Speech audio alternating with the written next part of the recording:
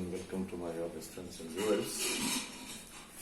In the previous video, the previous class, I explained Karl Pearson correlation coefficient, and there we saw two versions of Karl Pearson. That was a deviation version and non-deviation version of the Karl Pearson.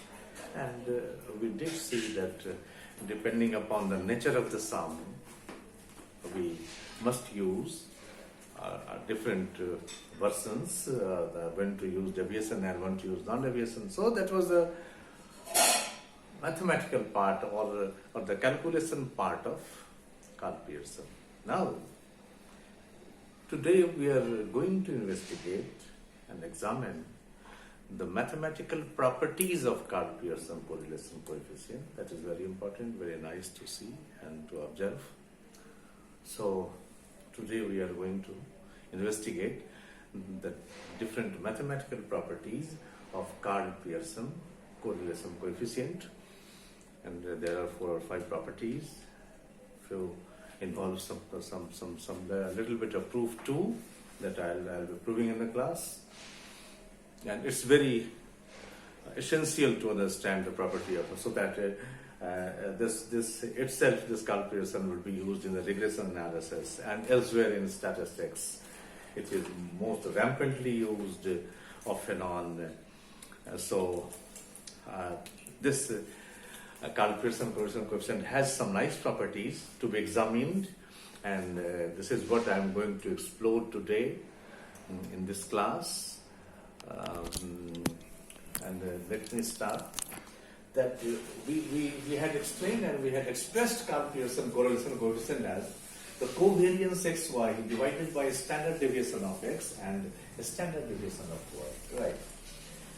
This R has some mathematical properties, and let us start. First says that this correlation coefficient R, and most commonly written as Rxy, but from mathematical point of view, this Rxy equals Ryx, which implies that this correlation coefficient is symmetrical. A little bit investigation, it reveals that when we assume that this correlation coefficient is symmetrical, then the hidden meaning here is that while calculating this Rxy or the correlation coefficient, we don't assume any functional relationship between x and y.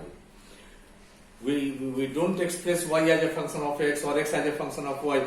So for defining this Rxy or the correlation coefficient, functional relation is not important, and then if functional relation is not important and is not defined, then it is not clear which one is the dependent and which one is the independent variable. So Rxy could be written as Ryx, and we say that this correlation coefficient is symmetrical. So first property would be correlation coefficient Rxy is symmetrical. Yes, symmetrical. What it means that I have explained. So Rxy is Ryx, and hence simply R. So first property tells that this Rxy is symmetrical. Second property, and one of the important properties, this correlation coefficient R, correlation coefficient R lies in between -1 and +1. So symbolically we write it as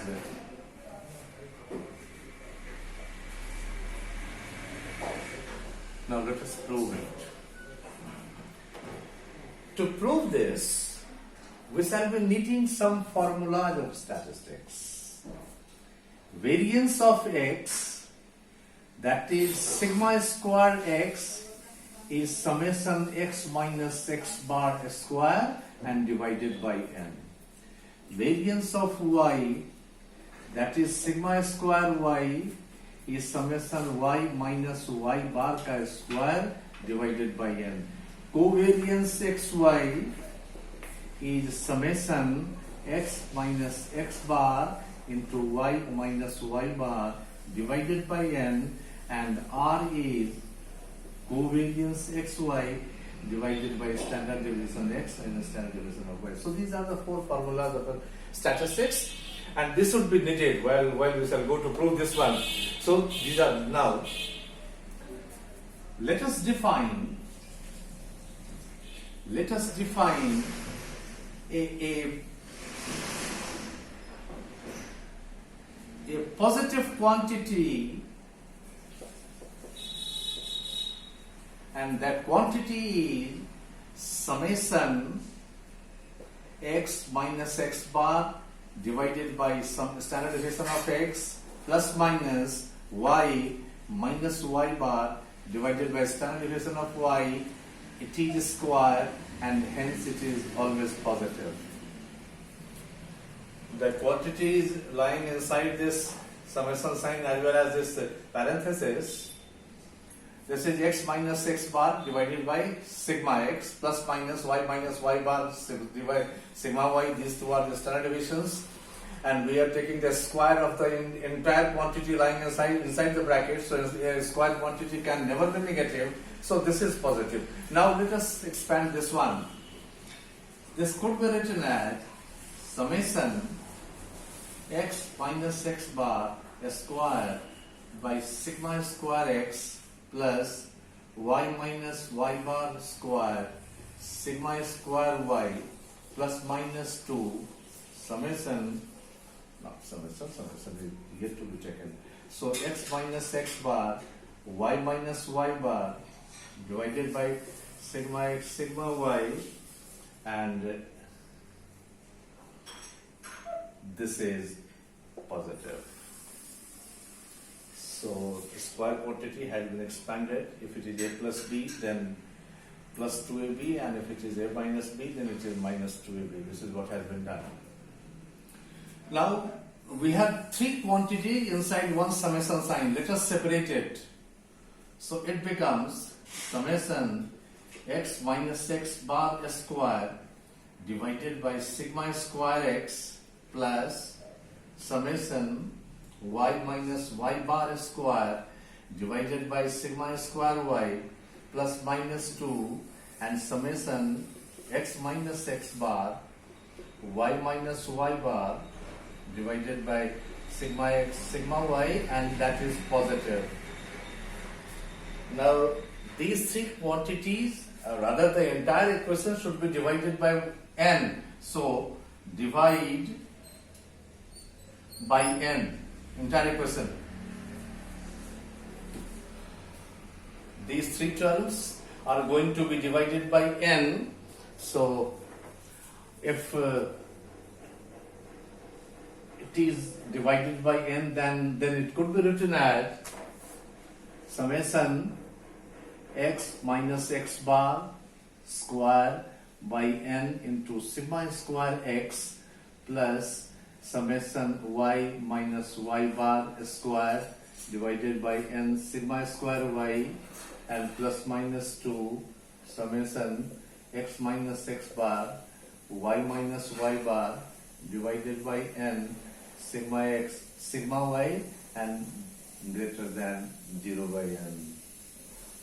Now here the above formulas are to be used.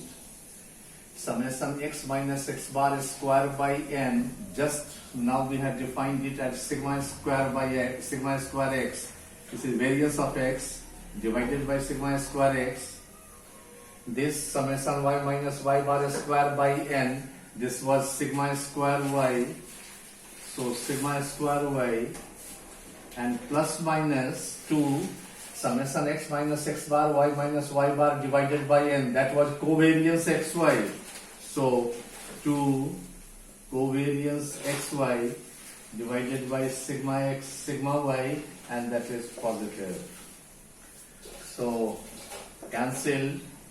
It is 1 plus 1 plus minus 2 are positive. 2 plus minus 2 are positive. 2 is taken out common. So 1 plus minus are positive. Now at this stage, this should be separated, once for plus and for another minus. So that could be written as 1 plus r is positive and 1 minus r is positive. This implies these two expressions. Now from these two expressions, we conclude this plus 1 is taken to that side, so r is greater than or equal to minus 1, and this minus r is just taken to that side, so 1 is greater than r, 1 is greater than r, so r is greater than or equal to minus 1, r is smaller than or equal to plus 1, so this is written as r is greater than or equal to minus 1, less than or equal to plus 1, and hence it is proved. So this is how this correlation coefficient always lies between minus 1 and plus 1. R would never be smaller than minus 1 and it could never exceed plus 1. So this is the limit and this is how it is mathematically proved. So this happens to be another property 2. Now let us see what is the property 3. Property 3 says that this correlation coefficient is independent of the change of origin and the scale. This correlation coefficient R is independent of the change of origin and the scale. This has much implications in the calculation of R as well as its uses and applications elsewhere. So property number 3 says that correlation coefficient is independent of change of origin and scale. Now this statement involves two things, change of origin and change of scale. So in a few minutes, let me explain that what is change of origin and which is change of scale. We have the data on X like this.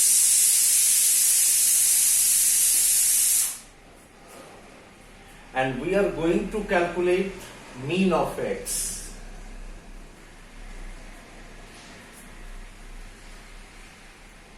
Then, and of course it does have its own frequencies. While calculating mean, we had three methods of calculation. One was the direct method, another was the shortcut method, and the third one was the step deviation method. Step deviation method. There what we did exactly? For making the algebraic calculations comfortable, we changed this x in another variable d dash, where d dash was defined as x minus a upon I. I was the class width, of course it is 5. And we defined it as x, and a could be any constant. We just choose one of the constant as far as it lies in the middle, and it is 5.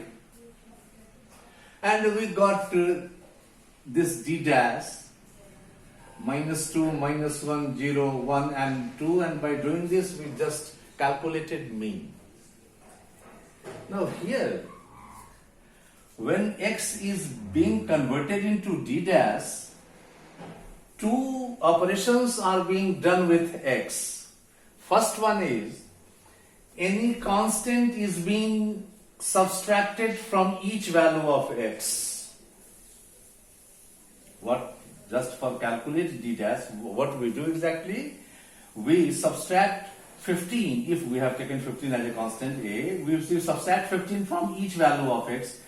this is subtraction or it could be addition too.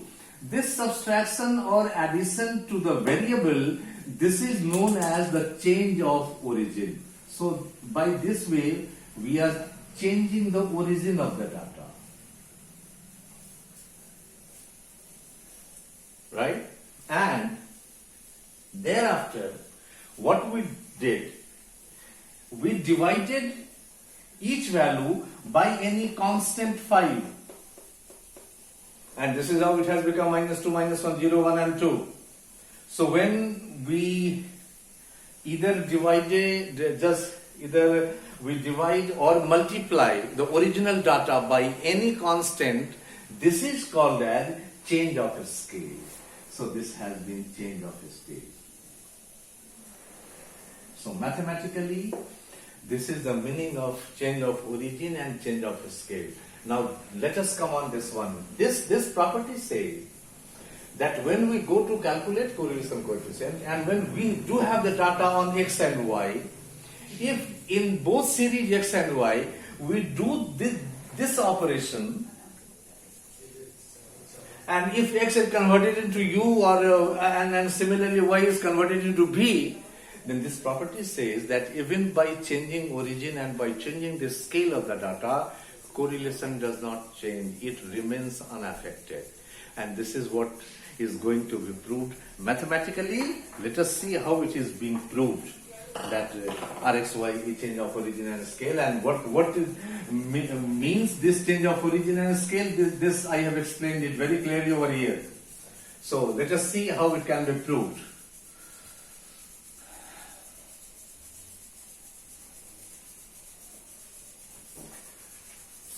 Let x and y are changed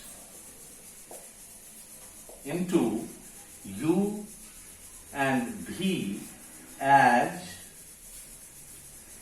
x is u and v.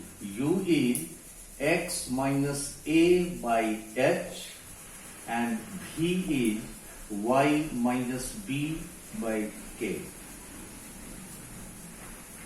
So in original value of x and y, these two operations has been done. Origin of x had been changed as well as the scale of x had been changed, and then x has been changed into u. Similarly, the origin of y and the scale of y had been changed, and then y is being known as b. This property says that Rxy is Ru.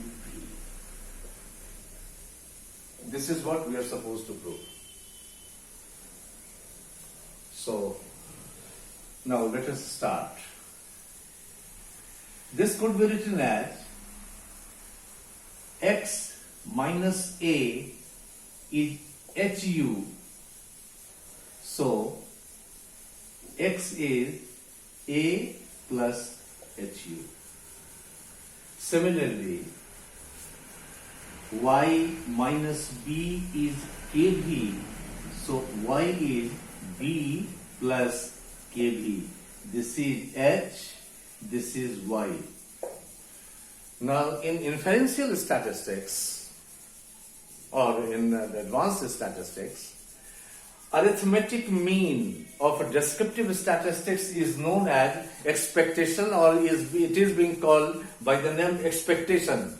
Here we shall be needing expectation of x and expectation of y. So expectation of x, that is the mean of x, a is constant, no expectation. So a, h is constant, once again no expectation, so it is expectation of u. And expectation of y would be written as b plus k into expectation of v. So these two are the expectation functions of x and y, and this is x and this is y. Now let us come on the proof side. Karl Pearson correlation coefficient is Rxy is covariance xy divided by standard deviation of x and standard deviation of y. Let it be equation number 1. Now we are going to expand these three ingredients of this Karl Pearson covariance separately, standard deviation of x in a separate way, and as a standard deviation of y in another way, and that would be in terms of u and v. So let us see how it is done. Covariance xy.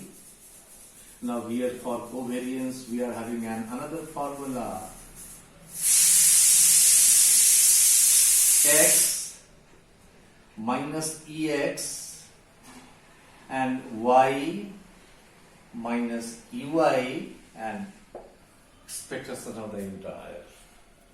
So this is the formula of covariance in terms of expectations. Students should not get confused, because in the earlier class I had given another formula for covariance that was just in terms of x and y, and that formula is used in descriptive statistics.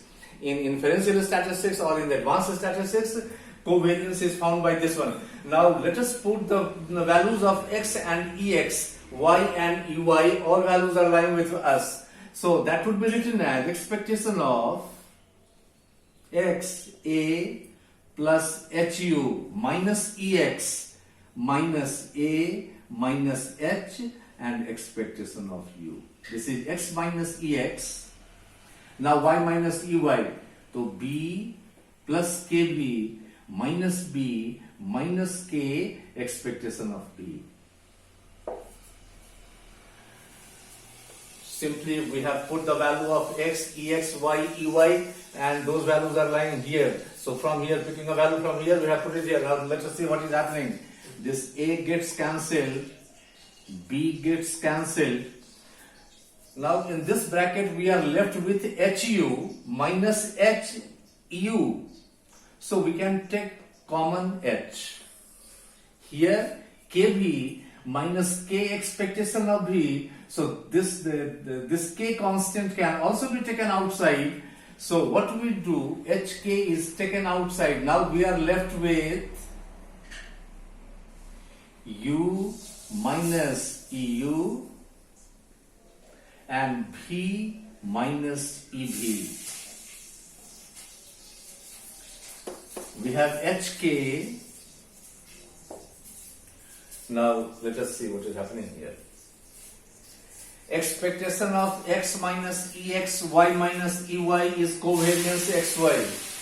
So by the same logic, expectation of u minus eu, v minus ev, so absolutely it is covariance ub.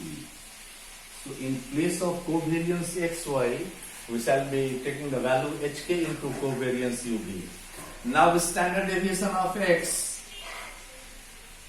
this is defined in terms of expectation as e x minus ex square.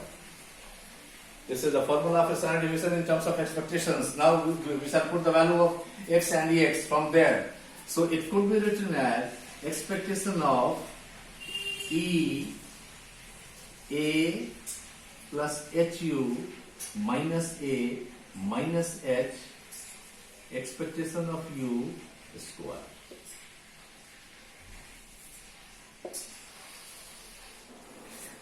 This a gets cancelled.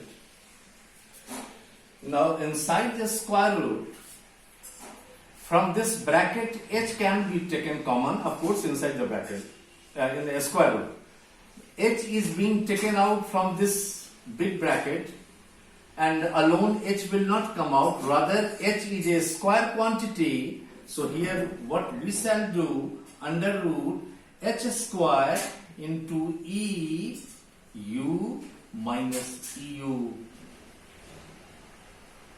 square. This h square is to be taken outside in the form of h.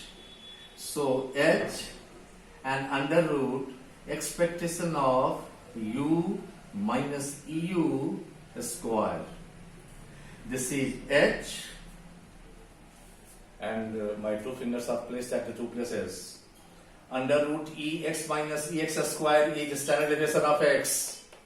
So by the same logic, e under root e u minus u square. So this is sigma u. And the final term is this sigma y, or the standard deviation of y. So standard deviation of y is under root expectation of y minus ey square. Now we shall put the value square root expectation of b plus kv minus b expectation of b square. This b gets cancelled. Similarly, here k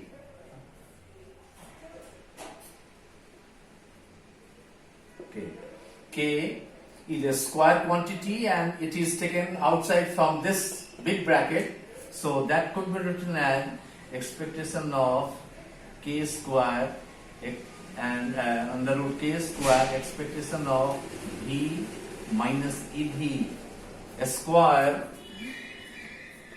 and once again k square when comes from when it's taken outside from the square root, it becomes k, and now under the square root we have e v minus ev square entire under the square root. So definitely this will be the standard deviation of p. So we have got all the components: covariance, standard deviation of x, and the standard deviation of y. Now from 1, correlation coefficient was covariance xy divided by standard deviation of x and standard deviation of y. Covariance xy, this is covariance xy, hk covariance uv divided by standard deviation of x. This is h into sigma u. So h into sigma u, and the standard deviation of y is k into sigma v.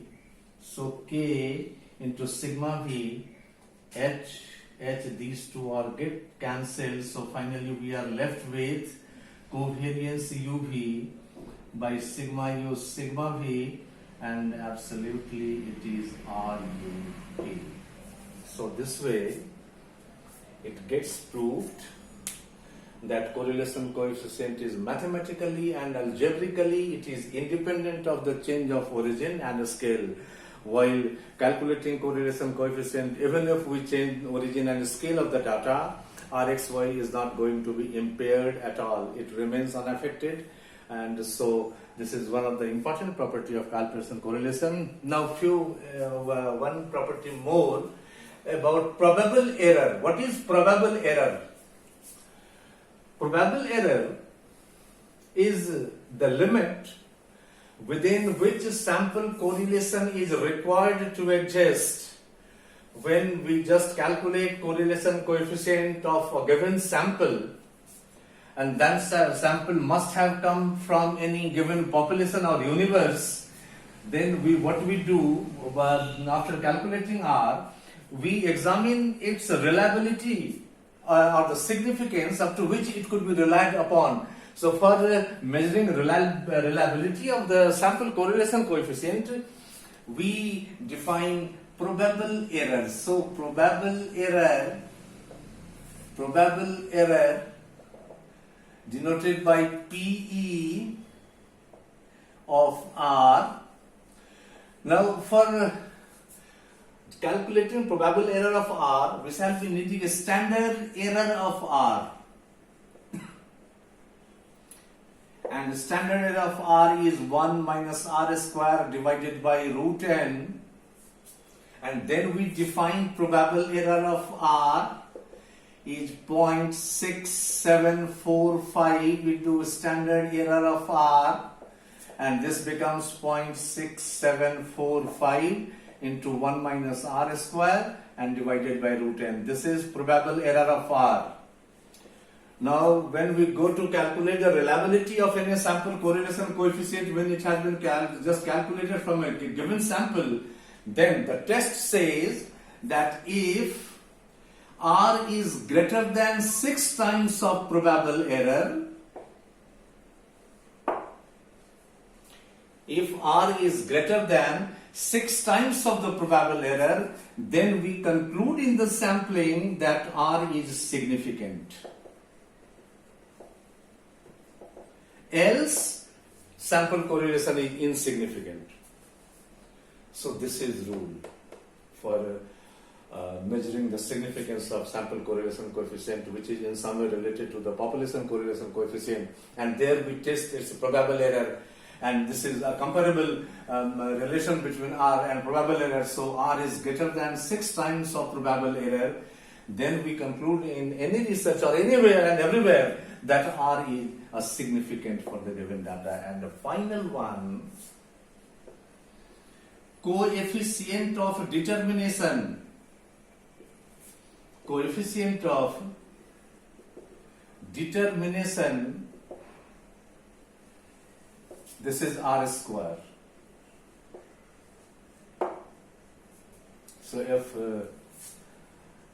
from any data, if we have got R 0.8, then R square is 0.64. Now what does it mean?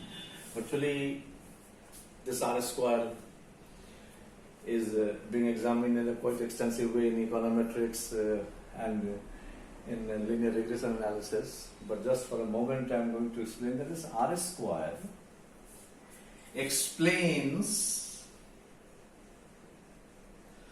percentage of variation in dependent variable explained by the independent variable. Explained by the independent variable. In a more simpler way, let y is a function of x.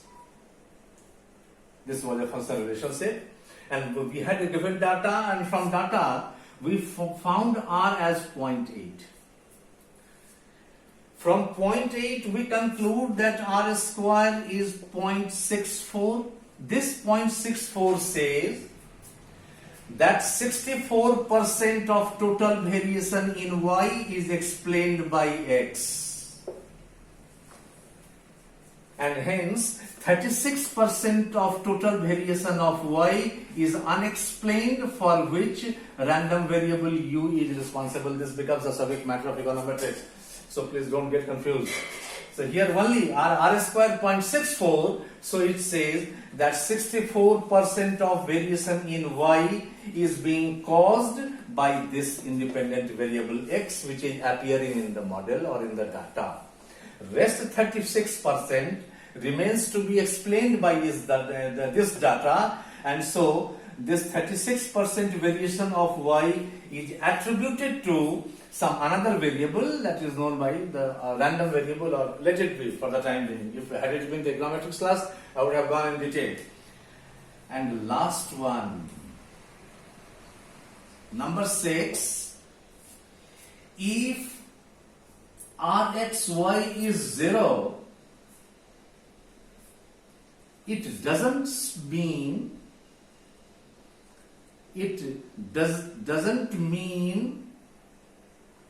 that x and y are independent. Yes, very important thing. Supposing you have any given data, and from the data we have calculated R, and unfortunately it has come to be 0. Then from this 0, we can't conclude, we can't infer that this x and y are independent. For x and y to be independent,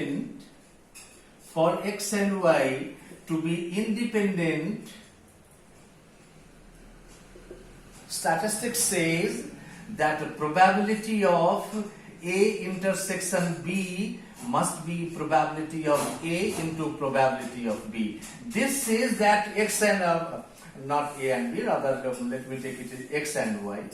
Yes.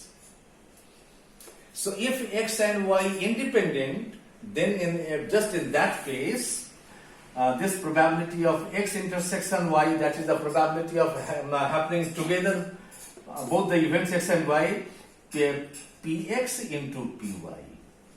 Only then we say that x and y are independent. If Rxy is 0, then we can't infer that x and y are independent variables. So this is what about the different properties of this correlation coefficient calculation. I think I have explained in detail whatever was essential and needed for the PG examinees and for the competitive examinees. So let it be here. In the next class, we shall be looking for some another chapter in correlation or maybe the regression. But for today, this is all. Thanks.